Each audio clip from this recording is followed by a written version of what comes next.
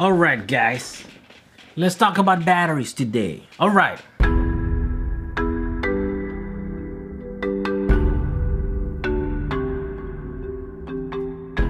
Okay, so now that you know that good cells can be found in dead laptop batteries, what do you do next? Well, you go and buy some, right? Let's say that you go to eBay and you happen to find, I don't know, 100 dead laptop batteries for $100. Yeah, I know it's very unlikely, but there are good deals to be found these days on eBay still. You just have to search for them. Let's say you found a large lot of these batteries and you bought them. What do you do with them, right? Well, you can watch this video here in which I show you how to take them apart and how to extract the cells. It's very time consuming, but it's very worth it. So once you have spent a bunch of time doing that, you're gonna end up with a bunch of cells like this. In order to be able to use them, you're gonna have to separate the good cells from the bad cells. This is very important. It's the only way to have a bunch of these cells that are extracted from dead laptop cells to be able to run them and use them in a safe manner. You're gonna have to weed out the bad cells. And the way you do that is through cycling them. All the cells with problems are gonna give themselves up when you cycle them. And in order to cycle them, the very first thing you're gonna have to do is you're gonna have to charge them. How do you do that? You're gonna have to get yourself one of these. These are about 20 bucks. They're available in eBay, they're available on Amazon, and these guys will do everything that you need to do. If you have a bunch of cells, hundreds and hundreds of cells, get yourself more than one. I'd say this one will allow you to slowly charge. This is very important. Slowly, the slower that you charge them, the safer it's gonna be and the less chance that you're gonna have one of these bad cells just like get super hot and cause damage, even maybe a fire. And so that's why you have to charge them really slow. One of these chargers will allow you to charge about 16 cells at the same time. And the way you do that is by getting these holders right here. You have to buy about 4 of these, put them together side by side, and then what you're gonna have to do is connect all of the leads on one side together, all of the leads on the other side together, and then put them in some kind of like connector like this, that then you're gonna use the other side of the connector to go to the output of this charger. This charger has a maximum output of 5 amps. If you divide 5 amps into 16 cells, that equals to about 300 milliamps per cell. And so that's the rate that you're charging each one of these cells, 300 milliamps per hour. And so in order to charge all 16 of them, it's gonna take a few hours. But what that's gonna allow you to do is to put 16 cells, walk away, and then come back a few hours later, and then what you need to do is you need to come and then touch them. And if you detect any kind of heat coming from any of those cells, that is a good indication that that cell might be a bad cell.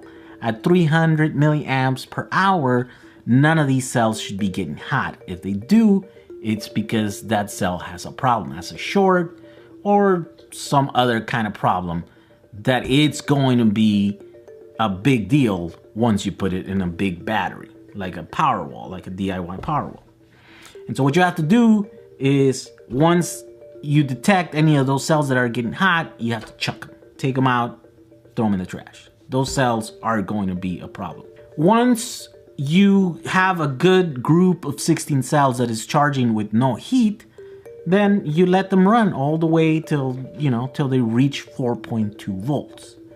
At that point, what I would suggest is you grab those 16 cells, you take them off, you put them in a box, and you leave them there. And you get 16 more cells, you put them in here, and you charge them, and then you repeat the cycle. If any of them get hot, remove them. Once you have 16 cells that don't get hot, charge them all the way to 4.2, and then once they're charged, add them to the ones in the box. And this is gonna be your daily routine. Again, if you have a lot of cells to do, you might want to think about getting multiple of these and getting a bunch of these, at least 4 per charger, and then do that. and then you go every day, you go and change batteries and you're charging batteries, that is a safe way to charge them at a very low rate. And eventually you'll have boxes and boxes of charge cells. And you know that you charge them, or the charger charged them to 4.2 volts. What I would recommend is that you leave them there for a couple of weeks. After about a couple of weeks, then you open up this box and you take them out, and then you test them with your multimeter. You check the voltage.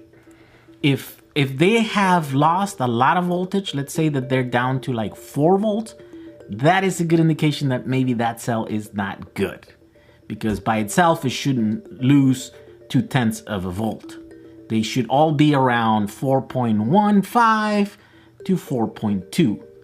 The ones that are at exactly 4.2 are probably going to be the best ones, because they actually have very low cell discharge rate. I recommend once you test them with your multimeter and then you get that voltage, you write it down, as I did here with this one, for example.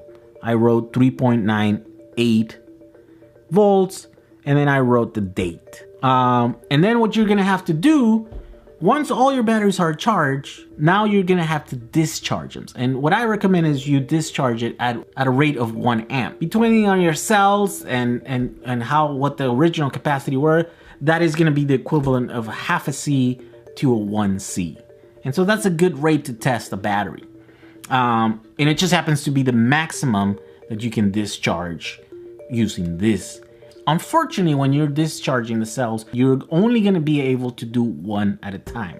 Once you have discharged it all the way down to 3 volts, then your charger is going to tell you the capacity. In this case, for example, on this cell was 2600 milliamps. And I wrote it down here with a marker. And then you have to do that with every single cell.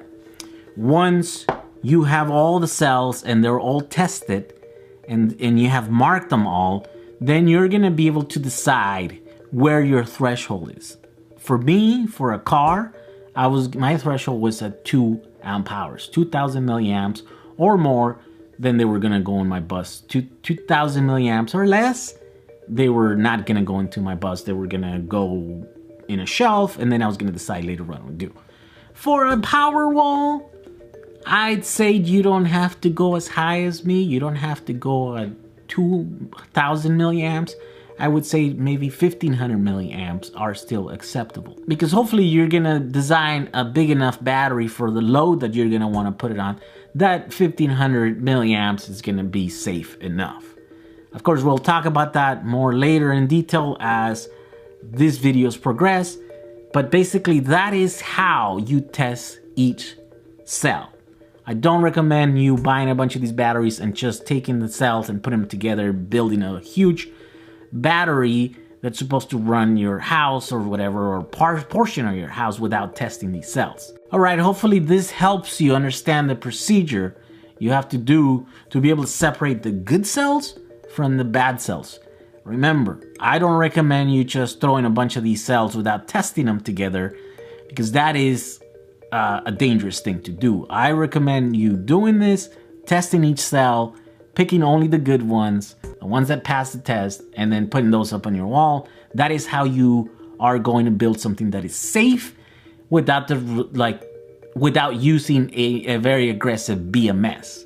In fact, you might be able to run this without a BMS, like I am doing it with my battery on my Samba. But it have to be all batteries that pass the test and that are similar to each other.